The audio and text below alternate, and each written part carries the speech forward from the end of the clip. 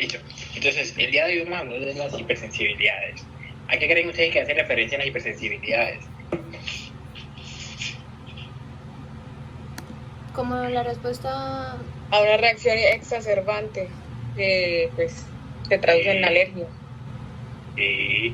Bueno, no solamente traduce en alergias, también puede producir en otras enfermedades que algunas pueden llegar a ser autoinmunes, otras pueden ser enfermedades crónicas, otras pueden llegar a ser enfermedades por lo menos como alergias, en el cual hay un error en la respuesta de quién, en la respuesta del sistema inmune. Entonces, cuando hablamos de las hipersensibilidades, no solamente estamos, no estamos hablando de que mi sistema inmune no está funcionando. De pronto mi sistema inmune sí está funcionando, pero al momento de que se dé toda la respuesta inmune, ese sistema inmune me va a dar también una respuesta equívoca. Entonces puede ser por lo menos una respuesta exacerbada cuando hablamos de las alergias, podemos hacer una respuesta cruzada cuando hablamos de los inmunocomplejos, podemos hacer también unas respuestas propias de autoanticuerpos, es decir, de anticuerpos que van a responder en contra de nuestros antígenos. Entonces, si se produce una respuesta inmune, esa respuesta inmune es adecuada, pero esa respuesta inmune termina siendo exacerbada, y esa respuesta inmune no tanto lo exacerbada, sino lo equivocada que puede terminar siendo. Entonces ellas nos van a producir diferentes enfermedades, que es lo que vamos a ver hoy, y estas son de pronto una de las mayores utilizaciones que le podemos dar a la inmunología, son las hipersensibilidades que podemos presentar. Entonces estas hipersensibilidades las vamos a tener principalmente de 4 grupos. Entonces una hipersensibilidad de grupo 1, de grupo 2, de grupo 3, de grupo 4, que lo que me va a diferenciar cada uno de los grupos es el mecanismo fisiopatológico por el que se produce esa enfermedad. Por lo menos yo puedo tener una enfermedad que se produzca por 2 tipos de hipersensibilidad, como el asma. Yo puedo tener un asma alérgico o puedo tener un asma persistente. El asma alérgico se va a producir principalmente por hipersensibilidad tipo 1, pero el asma persistente se va a producir por hipersensibilidad tipo 4. Vamos a empezar a entender en la clase cuál es la diferencia entre los 2 tipos. Pero lo más importante de esto es poder identificar cada una de las respuestas, y para poder identificar cada una de las respuestas tenemos que tener claro todo lo que hemos visto en inmunología, porque aquí ya lo empezamos a utilizar uno a uno cada uno de los temas. ¿Listo? Entonces, acá les dejo la representación gráfica de la inmunoglobulina E, que esta representación gráfica fue la que vimos, pero un momento, yo pongo el señalador, fue la que vimos en la última clase, en la cual se van a activar los linfocitos. ¿Cuáles linfocitos? Los independientes de la fagocitosis. Entonces los linfocitos TH2, y ellos van a mediar para que se haga todo el proceso de la liberación de anticuerpos de la inmunoglobulina E por medio de ¿qué? De los linfocitos B. Entonces, siempre tener en la mente presente que el linfocito B me produce anticuerpos, linfocito T me hace la diferenciación y me activa el linfocito B, o linfocito T también me puede hacer citotoxicidad. ¿Cuáles linfocitos T van a intervenir en estas hipersensibilidades? ¿Los CD4, los CD8 o todos? creo que ambos, todos. Ambos, exactamente. ¿Y de qué va a diferenciarse? ¿De qué va a diferenciarse cuál linfocito va a intervenir? Que es lo mismo hablado en diferentes clases. Del estímulo, del antígeno. Pues del estímulo, y así dependiendo del estímulo se me produce la activación de un grupo de linfocitos T, y de ese grupo de linfocitos T me va a producir la enfermedad. Entonces eso es lo que vamos a ver, la diferencia entre los diferentes tipos de hipersensibilidad. Entonces, cuando hablamos de la hipersensibilidad, entonces la función principal del sistema inmunológico es proteger al individuo frente a la agresión por agentes infecciosos. Recuerden de que no solamente nos protege de agentes infecciosos, sino que también nos puede proteger de agentes químicos, físicos, o de cualquier tipo de sustancia que quiera ingresar a mi sistema o a mis diferentes sistemas del cuerpo humano. Entonces, esa respuesta es la respuesta normal que va a dar mi respuesta inmune. Pero esa respuesta inmune también puede ser equívoca. Y al ser equívoca y al ser excesiva, entonces ella me va a dar una respuesta de hipersensibilidad, en la cual se puede clasificar entonces una hipersensibilidad tipo 1, que va a ser una hipersensibilidad inmediata, y va a estar inmediada ¿por quién? La inmunoglobulina E. Por la inmunoglobulina E, que es un tipo de anticuerpo.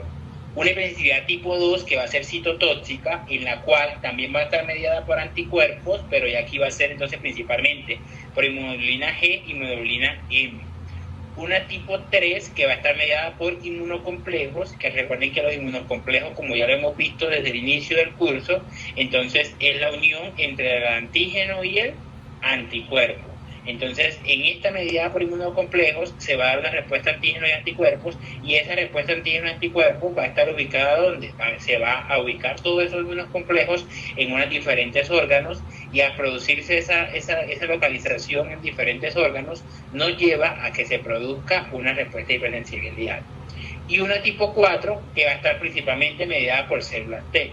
¿Células T de qué tipo? Pueden ser células T CD4 o pueden ser células CD8.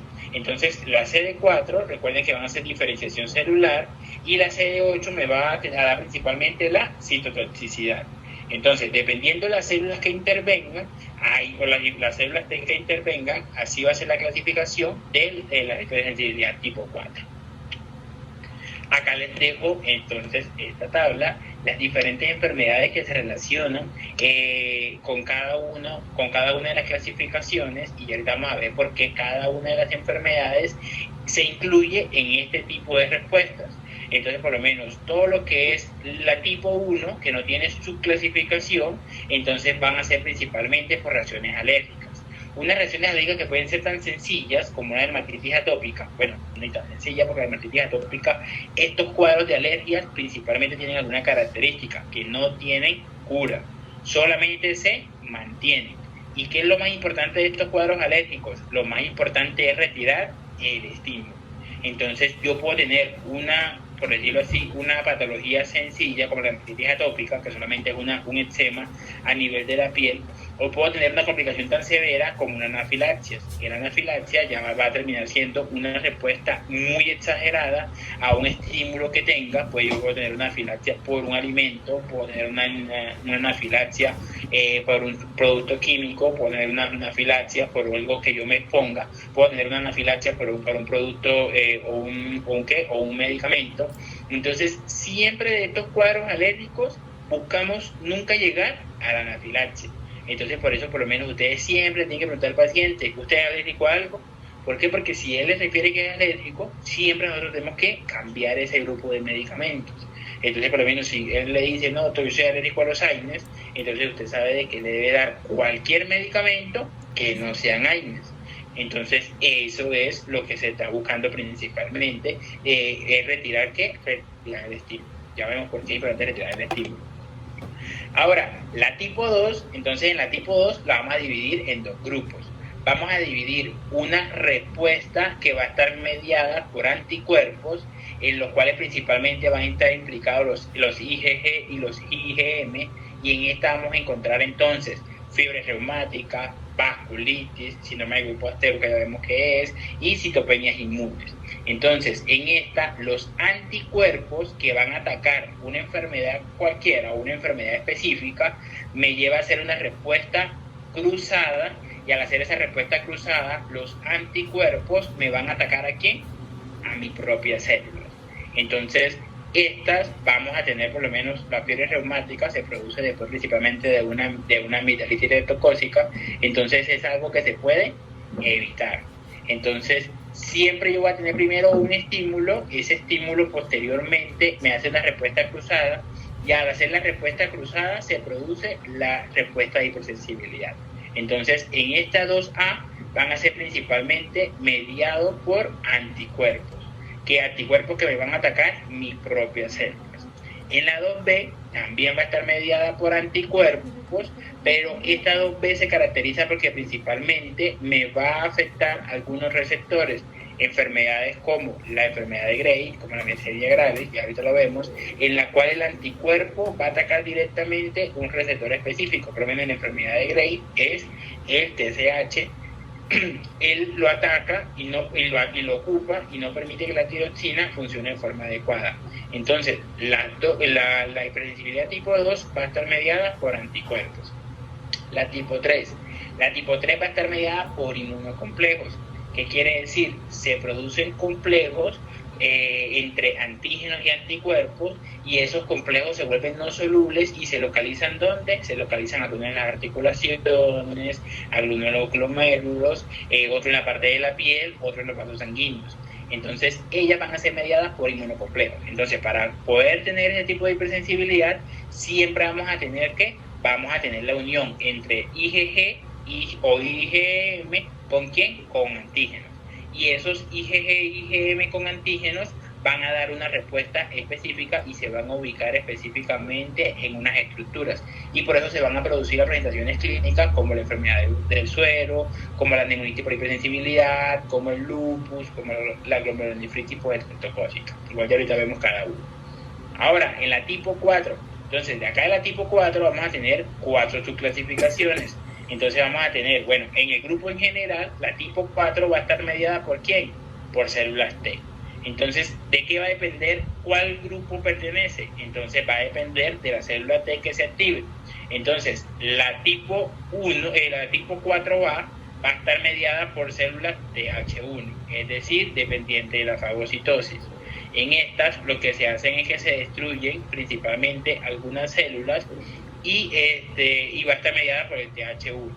En la B va a estar mediada por independencia de la fagocitosis. Entonces recuerden de que el TH2 va a pertenecer principalmente a reacciones alérgicas, por eso acá pertenecen el asma persistente y la rinitis alérgica. Entonces acá podemos ver de que la rinitis y el asma ya están en otro grupo. ¿Cuál grupo es?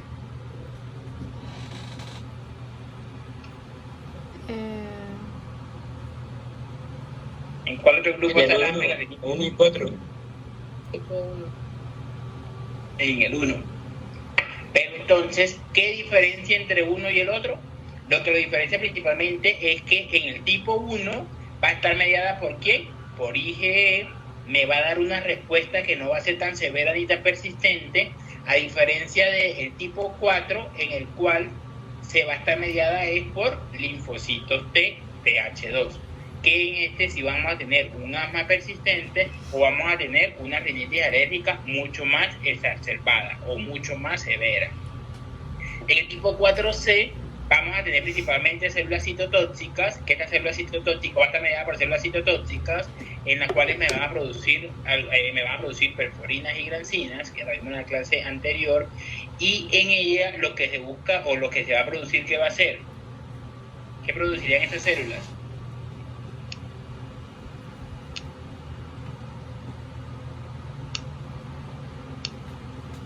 ¿Qué producirían las células? Dañaría la membrana, pero ¿qué hacen las células citotóxicas? Pues la matan. Eliminan las células que están principalmente atacando. Entonces recuerden que estas células T citotóxicas van a ser CD8. Y por último, el tipo 4D, el cual va a estar mediado principalmente por la inflamación. Estos van a producirse entonces algunas enfermedades principalmente inflamatorias, y aquí van a intervenir los linfocitos TH. ¿De qué tipo? Los 17, profe. Los 17 que van a mediar principalmente la reacción inflamatoria. ¿Listo? ¿Alguna pregunta hasta ahí? No, profe, todo bien. ¿No? Listo. Entonces, vamos a hablar entonces sobre las reacciones de hipersensibilidad tipo 1 o hipersensibilidad inmediata o reacciones mediadas por IgE. Esta, como su nombre lo dice, se produce posteriormente a un estímulo que en algunas personas termina siendo inocuo, pero para otras personas termina dando una respuesta exacerbada. ¿Cuáles pueden ser esos estímulos o cómo se llaman esos estímulos? Se llaman alergenos. Esos alergenos hay de todos tipos, y de esos alergenos podemos o me van a producir una respuesta exagerada dependiendo principalmente de qué tanto estímulo yo tenga. Entonces, por lo menos yo puedo tener alergenos, puedo tener el polen, de alergenos puedo tener algunos productos químicos que terminan siendo inocuos para otras personas, de alergenos podemos tener los ácaros, en alergenos podemos tener algunos alimentos, en alergenos podemos tener algunos insectos. Entonces, ellos me van a producir una respuesta exagerada en pacientes que terminan siendo alérgicos. Esos pacientes alérgicos casi siempre los llamamos atópicos. ¿Qué significan atópicos? Que ellos tienen riesgo de desarrollar múltiples enfermedades mediadas por IgE. ya vemos cuáles son esas enfermedades. Pero esa probabilidad de que yo desarrolle esas atopias no quiere decir de que sea del 100%. Es decir, un paciente alérgico, por lo menos si ustedes conocen a una persona rinítica, hablando por lo menos un primo, un hermano, la mamá, papá, ustedes pueden ver de que puede sufrir de rinitis alérgica, pero puede ser de que no sea alérgico a ningún medicamento, o puede ser de que no sufra de dermatitis, o puede ser de que no tenga asma. Pero también puede tener un primo que termina siendo alérgico, que termina teniendo atopias, y ese que tiene atopias tenga las 4 enfermedades, o tenga nada más 2. A eso se llama marcha atópica, y ahorita vamos a ver cómo se desarrolla con el paso de los años. Entonces, esta es una respuesta inmediata mediada por anticuerpos y mastocitos. Recuerden de que los mastocitos van a ser activados ¿por quién?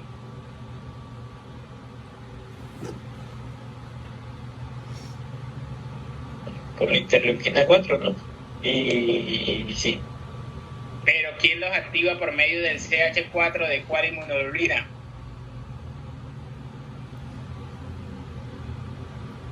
Inmunoglobulina E.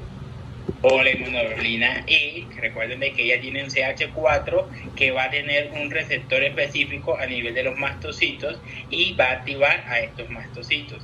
Entonces por eso va a estar mediada tanto por los anticuerpos, que van a ser cuáles anticuerpos, IgE, y por los mastocitos, que van a terminar activados por este tipo de anticuerpos.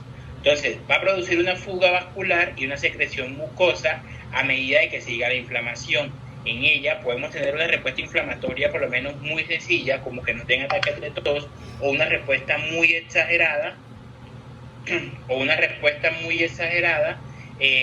como que nos dé un choque anafiláctico. Entonces vamos a ver cómo se produce cada una de esas respuestas. En los pacientes que presentan estas reacciones también se denominan alergias o atopias. Entonces recuerden de que en la parte de las atopias, entonces yo puedo ser alérgico, pero puedo no presentar todas las atopias que se puedan desarrollar, o puedo que se me presenten 2 atopias, o puede que se me presenten 3 tipos de atopias, pero yo sí puedo tener por lo menos alergia a los alimentos. Hay personas que pueden ser alérgicos a varios grupos de alimentos. Igual alergias a los fármacos.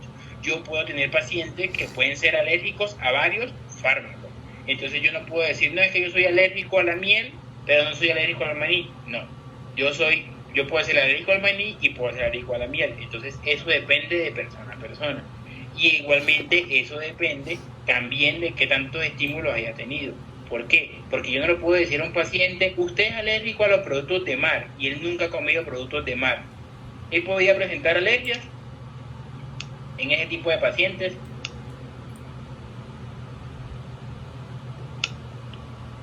Por lo menos personas del interior que de pronto no tengan tanto contacto con productos de mar, y yo le pregunto que si él es alérgico a los productos de mar y él nunca ha estado en contacto, ¿ese paciente me puede determinar si tiene alergias o no? Pues se no puede decir que tiene alergia porque no se sabe, pero sí puede tener. Puede tener. Sí puede tener hereditaria, ¿no? Puede ser también una alergia hereditaria. No, ya te digo por qué no. Porque tú puedes ser alérgico, tu papá puede ser alérgico, tu mamá puede ser alérgica, pero tú solamente tienes el 30% de ser alérgico a los mismos productos de tu papá, y si ambos son alérgicos al mismo producto, pueden llegar a ser solamente el 50%. Y si son hermanos gemelos idénticos, solamente el 70%.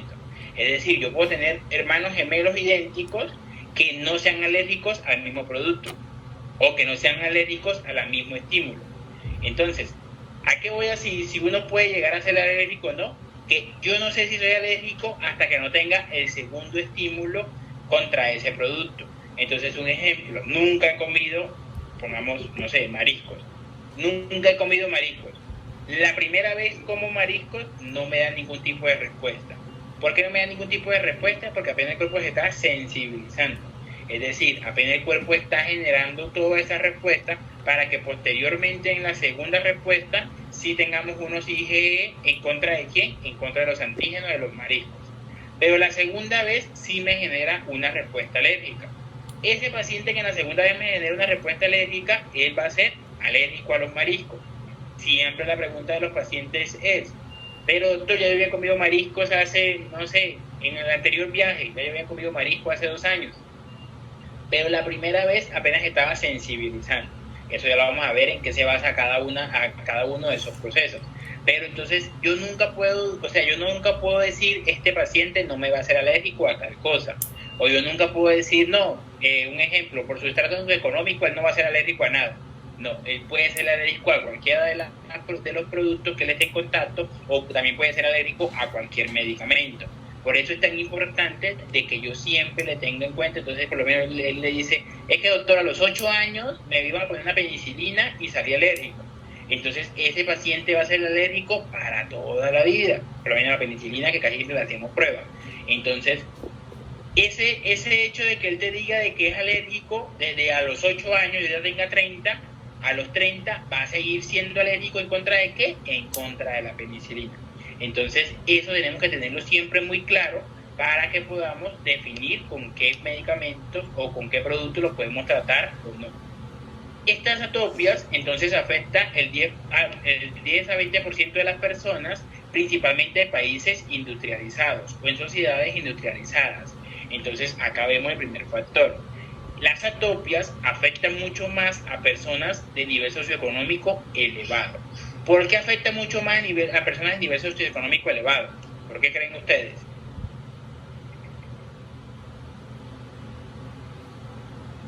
Porque casi no han tenido contacto pues con los antígenos. Cuando mejor dicho, falta de calle. Falta de calle, exactamente. ¿Por qué? Porque en los países industrializados las personas de nivel socioeconómico mucho más elevados, al nivel de que se está haciendo la memoria inmunológica, al menos al momento de que están produciendo todos los estímulos inmunológicos, ellos tienen muy pocos estímulos.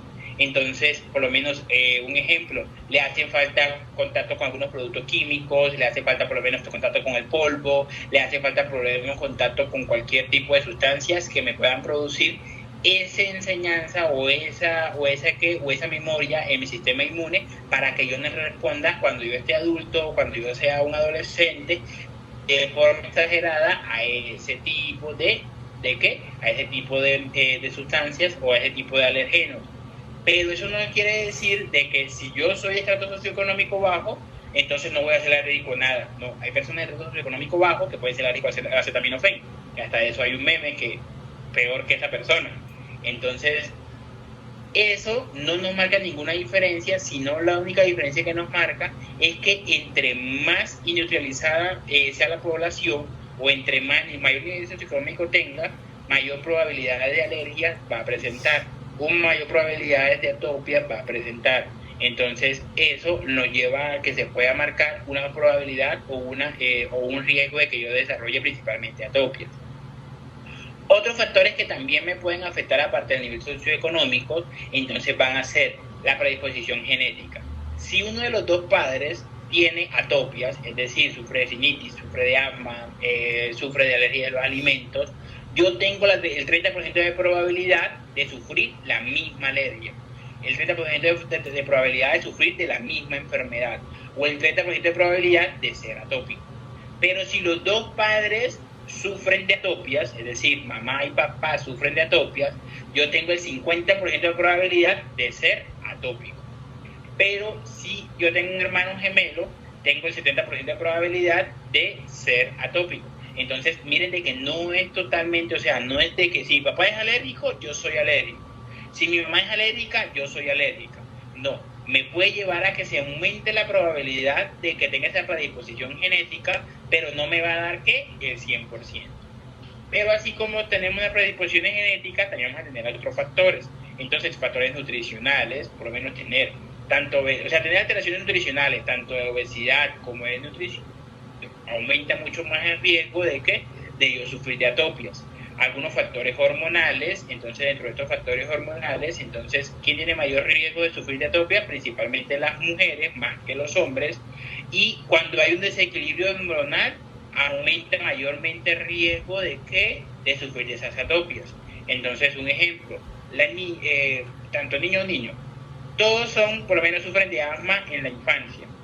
En la adolescencia siguen sufriendo de asma. Pero en la adultez o en los adultos jóvenes, es decir, aproximadamente después de los 15 años, esos picos de asma empiezan a descender.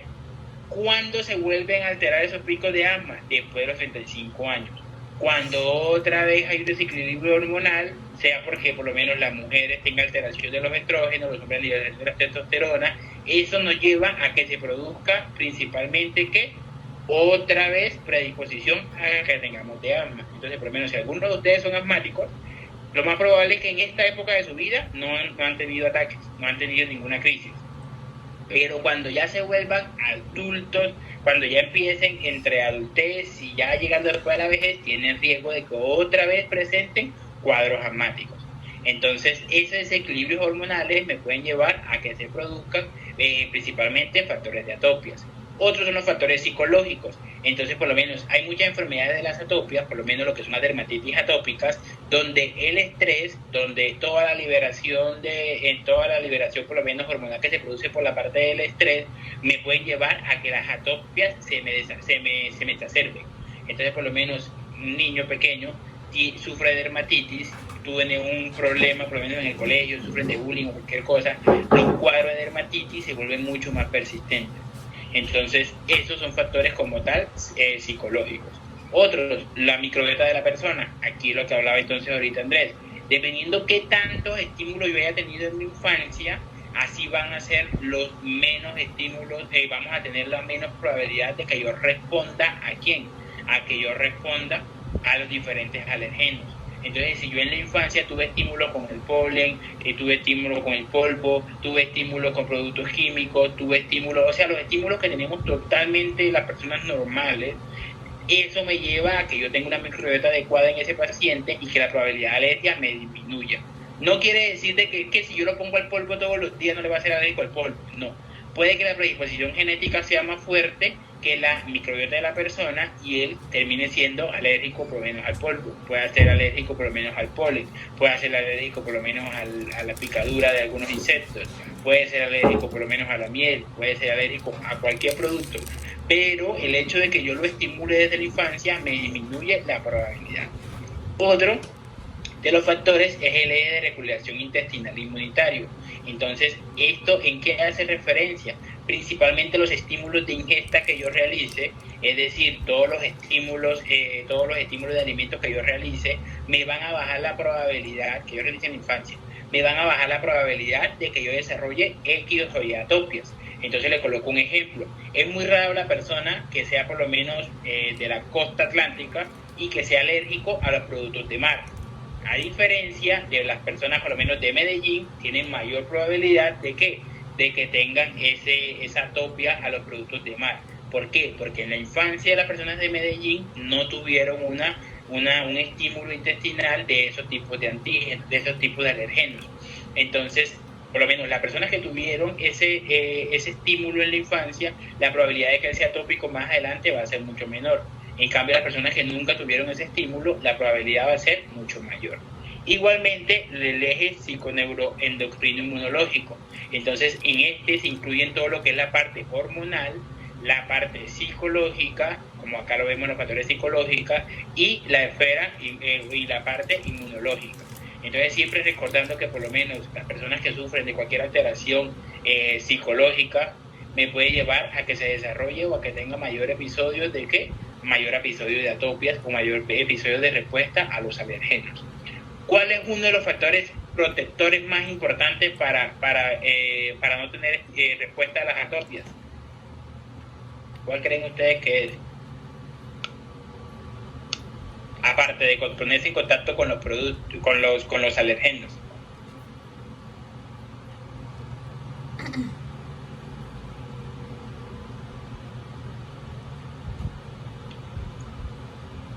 ¿Cuál creen que puede ser un factor protector?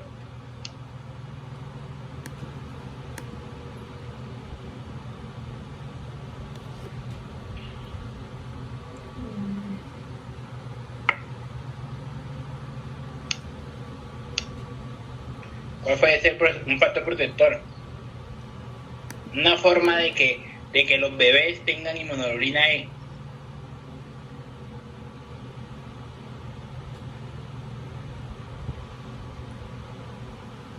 la lactancia materna.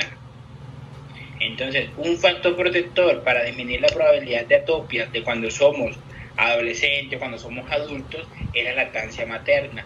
¿Por qué? Porque cierto grado de la inmunoglobulina E que tiene la madre, que puede llegar a tener una memoria de esos alergenos, se van a pasar por la lactancia y eso me lleva a que se produzca una memoria a nivel de ¿qué? A nivel del sistema inmunológico del recién nacido, a nivel del sistema inmunológico de ese lactante, para que él no sufra de atopias cuando él sea infante o cuando él sea adolescente o cuando él sea adulto.